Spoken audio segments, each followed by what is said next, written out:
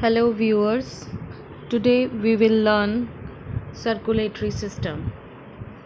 As you all know, circulatory system is made by heart and blood vessels. Circulatory system के दो main components होते हैं, एक होता है आपका हार्ट यानी कि दिल या हृदय और दूसरे होते हैं ब्लड वेसल्स। जो हमारा सर्कुलेटरी सिस्टम है इसका जो मेन काम होता है वो होता है शरीर के डिफरेंट ऑर्गन्स तक, अंगों तक ब्लड की सप्लाई करना। और कोई भी न्यूट्रिशन है, ऑक्सीजन है, दवाई है, कोई भी चीज़ है आपके शरीर में वो पहुंचती है थ्रू ब्लड।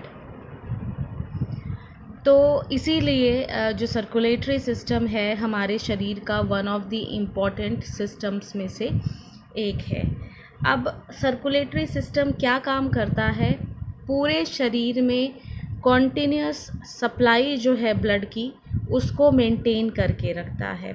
कैसे मेंटेन करके रखता है? दो इम्पॉर्टेंट स्ट्रक्चर्स हैं, पहला है आपका हार्ट और दूसरी हैं आपकी ब्लड वेसल्स, जिनके थ्रू हार्ट जो है अपना जो पूरा रोल है बॉडी में उसको कंप्लीट करता है। लिम्फेटिक सिस्टम एक और इम्पॉर्टेंट सिस्टम है जो क्लोजली हमारे सर्कुलेटरी सिस्टम के साथ जुड़ा हुआ होता है। हार्ट बेसिकली एक पंपिंग ऑर्गन है जो कि क्या करता है, ब्लड को पंप करता है शरीर के डिफरेंट हिस्सों तक। जो हमारा सर्कुलेशन है, खून का जो बहाव है उसे हम सर्कुलेशन कहते हैं। तो ये सर्कुलेशन जो है डिफरेंट टाइप का है, जैसे कि pulmonary circulation, systemic circulation, portal circulation, then your pulmonary circulation and जो लास्ट हम पढ़ते हैं जो बिल्कुल ही अलग है इन सारे सिस्टम्स से, that is your fetal circulation, जो कि एक फीटस के अंदर होता है। हार्ट जो है मेन पंपिंग ऑर्गन है जो ब्लड को पंप करता है लंग्स में ताकि उसमें ऑक्सीजन ऐड हो जाए। इस सर्कुलेशन को हम पल्मोनरी सर्कुलेशन कहते हैं। और ये जो सर्कुलेशन है ये हमारे हार्ट के राइट साइड से होता है कि जो राइट पोर्शन है हमारे हार्ट का, वहाँ से जो ब्लड है, डीऑक्सीजनेटेड ब्लड है, वो लंग्स में जाता है।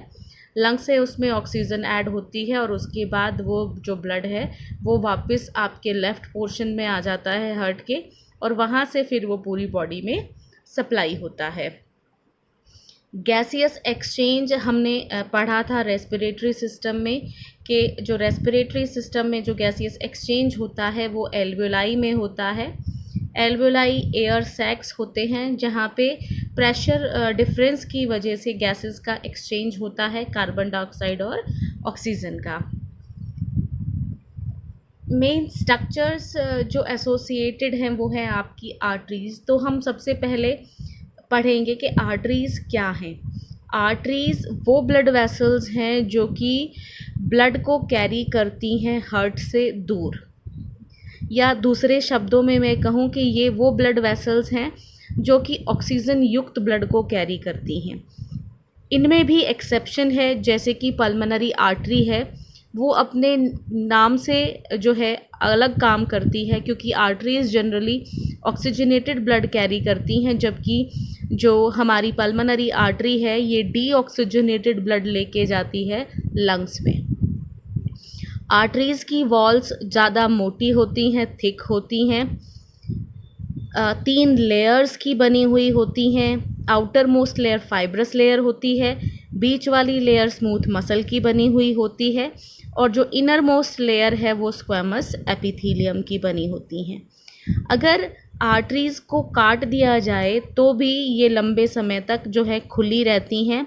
इनमें कोई वाल्व्स या कस्प नहीं होते।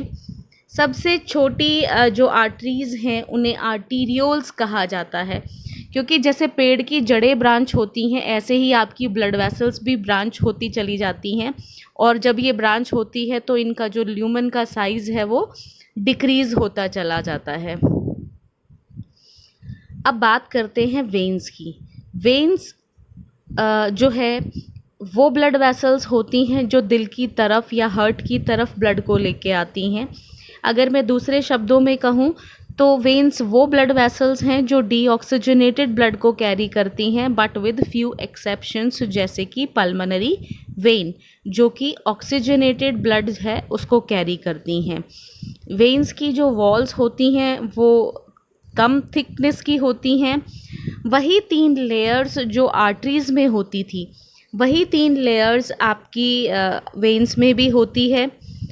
जैसे कि आउटर लेयर फाइब्रस लेयर थी, मिडल लेयर स्मूथ मसल की थी और इनर मोस्ट लेयर आपकी स्क्वेमस एपिथेलियम की थी।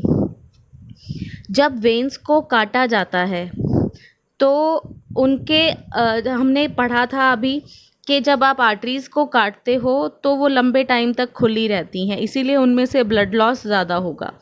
लेकिन जब आप वेन्स को काटते हो तो वो कोलैप्स कर जाती हैं और इसी वजह से जो ब्लड फ्लो है वो कम हो जाता है। ठीक है। जो हमारी वेन्स होती हैं इनमें वैल्व्स होते हैं, कस्प होते हैं जो कि ब्लड के बैक फ्लो को रोकते हैं। जैसे आर्टरीज़ सबसे छोटी ब्रांचेस जिनमें डिवाइड हो रही थी उन्हें हम आर्टीरियोल्स कह रहे थे, ऐसे ही वेन्स जो सबसे छोटी वेन्स हैं उन्हें हम वेन्यूल्स कहते हैं। अब ये सप्लाई होती कैसे है? अभी तो आपने डिफरेंस पढ़ा कि आर्टरीज़ में और वेन्स में क्या डिफरेंस है। एक कॉमन जो हम इंडिकेशन यूज़ करते हैं या एज अ साइन या सिंबल आइडेंटिफिकेशन का यूज़ करते हैं कि जनरली बॉडी में आर्टरीज़ जो हैं उनको हम लाल रंग से दिखाते हैं और जो वेन्स हैं उन्हें हम नीले रंग से दिखाते हैं। तो अब हम बात करते हैं कि ब्लड फ्लो होता कैसे है। हार्ट के थ्रू ये ब्लड आर्टरीज़ लेके जाती हैं और पूरे शरीर में सप्लाई कर देती हैं। फाइनेस्ट ब्रांचेस जब इनकी होती है तो हम इन्हें आर्टीरियोल्स कह देते हैं। ये फर्दर डिवाइड होके कन्वर्ट हो जाती हैं कैपिलरीज़ में। अब कैपिलरीज़ वापस जो है अब जाके टिश्यू में आपका ब्लड पहुंच गया, ऑक्सीजन वाला, ऑक्सीजन यूटिलाइज हो गई, तो अब क्या रह गया? कार्बन डाइऑक्साइड रह गया। उस कार्बन डाइऑक्साइड को वेन्यूल्स जो हैं वो लेती हैं, लेके फिर वो बड़ी वेन्स बनाती हैं और बड़ी वेन्स वापस लाके उस डीऑक्सीजनेटेड ब्लड को हार्ट में ड्रेन कर देती हैं और ऐसे ही जो है ये साइकिल जो है 24/7 चलती रहती है। अब हम बात करेंगे एनास्टमोसिस। एनास्टमोसिस का मतलब है कि आपके जो आर्टरीज़ है, आर्टरीज़ के बीच का जो जंक्शन है, जो लिंक है, उसे हम क्या कहते हैं? एनास्टमोसिस कहा जाता है। एंड आर्टरीज़ उन आर्टरीज़ को कहा जाता है जो कि सिर्फ क्या है, सोल एक ही सोर्स है किसी भी स्ट्रक्चर को सप्लाई करने के लिए, यानी कि अगर सिंगल ब्रांच जो है एक आर्टरी की वही एक हिस्से को सप्लाई कर रही है तो उसे हम एंड आर्टरी कहते हैं। एंड आर्टरीज़ का क्या जो है रोल है बॉडी में, अगर कहीं भी एंड आर्टरी जो है अगर वो ओक्लूड हो जाती है तो क्या है, जो स्ट्रक्चर को वो सप्लाई कर रही हैं वो स्ट्रक्चर जो है वो डेड हो जाएगा क्योंकि उसके पास और कोई सप्लाई नहीं है। एंड आर्टरीज़ वो आर्टरीज़ थी जो सिंगल एरिया को सप्लाई कर रही हैं, वहाँ पे उस आर्टरी के अलावा और कोई सप्लाई है ही नहीं। कैपिलरीज़ और साइनोसॉइड्स। कैपिलरीज़ जो स्मॉलेस्ट आपकी आर्टीरियोल्स हैं उन्हें हम क्या कहते हैं? कैपिलरीज़ कहते हैं। इनकी वॉल सिंगल लेयर की बनी हुई होती है, एंडोथीलियल सेल्स की होती है और ये जो है बहुत ही स्पेसिफिक होती हैं, सिर्फ स्मॉल मॉलिक्यूल्स जो है उन्हीं को पास करती हैं, सेलेक्टिवली परमिएबल होती हैं।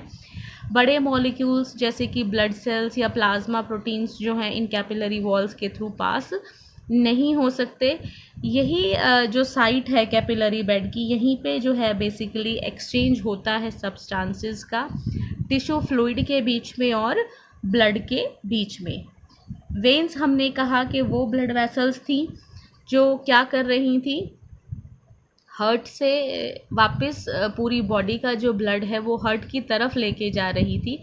इनकी वॉल्स थिन है कंपैरेटिवली टू आर्टरीज़ और जो है वेन्स जो है इनमें जो है मसल भी कम होती है और इलास्टिक टिश्यू भी कम होता है और जो प्रेशर है ब्लड का जो वेन्स में फ़्लो करता है वो कंपैरेटिवली लो होता है आर्टरीज़ के लिए के कंपैरिजन में। नेक्स्ट टॉपिक जो हम पढ़ेंगे that is your heart. Heart क्या है बच्चे? हार्ट बेसिकली एक होलो मस्कुलर ऑर्गन है जिसका काम है पूरे शरीर में ऑक्सीजन की सप्लाई करना, न्यूट्रिएंट्स की सप्लाई करना, मेटाबोलाइट्स की सप्लाई करना। क्योंकि हमें पता है हमारे शरीर में कोई भी चीज़ है वो सिर्फ डिज़ोल्व्ड फॉर्म में ही मूव करती है, और डिज़ोल्व्ड फॉर्म में किसके थ्रू मूव करती है? ब्लड के थ्रू मूव करती है। तो जो मेन स्ट्रक्चर है दैट इज़ योर हार्ट, जो इस पूरी एक्टिविटी में रोल प्ले करता है। हार्ट एक कोन शेप्ड का होलो मस्कुलर ऑर्गन है जिसका जो साइज़ है अप्रॉक्सीमेटली 11 सेंटीमीटर होता है। मेल्स में जो इसका साइज़ है वो 225 ग्राम होता है और फीमेल्स में लगभग 300 ग्राम होता है। ये 3 लेयर्स का बना हुआ है। 3 लेयर्स हमारी पेरिकार्डियम, जिसे कि आउटर मोस्ट लेयर भी कहा जाता है, मायोकार्डियम जो कि मिडल लेयर है, और एंडोकार्डियम जो कि इनर मोस्ट लेयर है और एपिथेलियल सेल्स की बनी हुई है। हार्ट में टोटल 4 चैम्बर्स होते हैं। ऊपर वाले दोनों चैम्बर्स को हम एट्रियाज कहते हैं और नीचे वाले दोनों चैम्बर्स को हम वेंट्रिकल्स कहते हैं। हार्ट 2 हिस्सों में डिवाइडेड है, लेफ़्ट और राइट। जो राइट साइड है ब्लड का उसमें हमेशा डीऑक्सीजनेटेड ब्लड होता है, और जो लेफ़्ट साइड का है हार्ट का उसमें हमेशा ऑक्सीजनेटेड ब्लड होता है। हार्ट टोटल 4 पार्ट्स में डिवाइडेड है, right atrium, right ventricle, left atrium और लेफ्ट वेंट्रिकल। अब राइट एट्रियम और राइट वेंट्रिकल के बीच में एक वॉल्व है जिसे हम कहते हैं एवी वेल्व। कौन सा एवी वेल्व? राइट एवी वेल्व, यानी कि ट्राइकस्पिड वेल्व। इस वेल्व में 3 कस्प हैं, 3 फ्लैप्स हैं, इसीलिए इसे हम ट्राइकस्पिड कहते हैं। जबकि हमारी जो लेफ़्ट साइड है उसमें मिट्रल वेल्व या बाइकस्पिड वेल्व प्रेजेंट होता है। इसमें 2 कस्प होते हैं, इसीलिए इसका नाम बाइकस्पिड वेल्व है। This all for this topic. Next remaining topic, that is blood flow, we will continue in the next lecture. Thanks for watching the video. Do share and subscribe. Thank you.